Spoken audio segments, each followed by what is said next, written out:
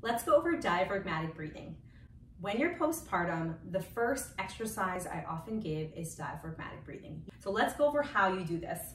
You're gonna place your hands on your lower ribs, underneath your bra band, but not too low like on your pelvis, okay? So you're gonna inhale through your nose, and you're gonna let your rib cage expand in 360 degrees in all directions. So not just sideways, but front, back, diagonally.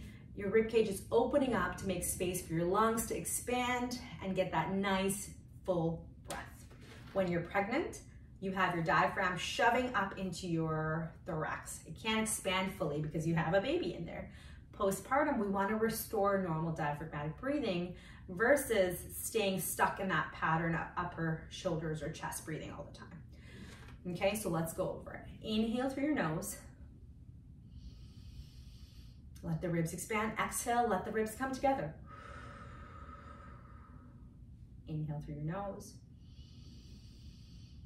And exhale. You can either exhale through your nose, or I actually like exhaling through my mouth, with my mouth like this, in an O position. Nice and slow. Inhale through your nose. And exhale. Placing your own hands on your ribs acts as a cue or a guide. If you have one hand free because the other hand's holding a baby, that's okay. You can practice doing it that way or switch sides. Or if you have no hands free, that's okay too. You can visualize your ribs expanding that way. Time your breath to your own body's rhythm, not my rhythm, because your breath might be longer or shorter, or maybe even the same length as mine.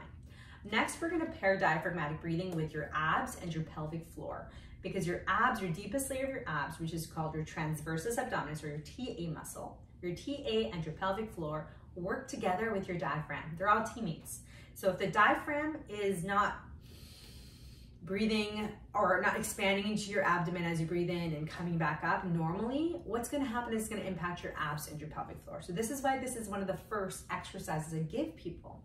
So what you're gonna practice is inhaling through your nose, expand the ribs, relax the belly, soften the belly, and relax the pelvic floor. Now, the best position that I actually like practicing this is lying down or in sitting.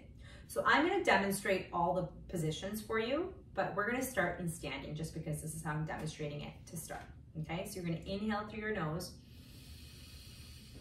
soften belly, soften pelvic floor, unclench your butt cheeks if you're clenched right now, and exhale, draw your abs in, lift your pelvic floor up and in. So what do I mean by that? When you squeeze or contract your pelvic floor, it's not just a squeezing in of your clenching your butt or like you're cracking a wall. You are actually closing the pelvic floor, lifting it up and gently squeezing. So think about a blueberry sitting at the tip of your vagina, and you're grabbing that blueberry, lifting it up your vagina. You're not squishing it, making blueberry jam, you're just lightly gripping and lifting. You can do that with your anus, like you're holding in a fart, or you can do that with your urethra, your pee hole, like you're holding in pee. Don't actually practice this while on the toilet though, okay? So you're gonna practice coordinating that diaphragm with that pelvic floor and your core. So with your abs, you're gonna inhale, relax. Exhale, draw in. I'm going to turn sideways so you can see what this actually looks like. Inhale, relax. Exhale, draw in. So we want to see a little bit of relaxation of your abs as you breathe in. And light engagement as you exhale. You are not sucking in so you can't breathe and you're walking around like this. No.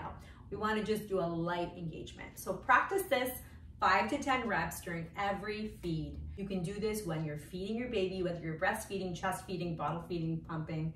That is one of the best times to practice diaphragmatic breathing because you're stationary and you're in that position for anywhere from 20 minutes to 45 minutes.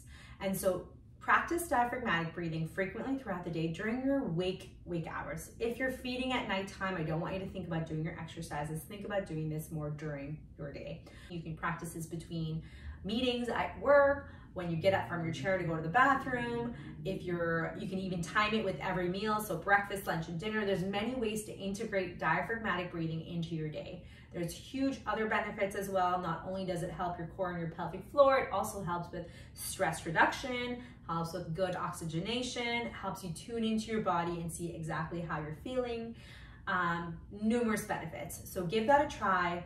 And if you have any questions, post a comment below or send me a DM on Instagram at The Passionate Physio, or send me an email, surabhi@thepassionatephysio.ca.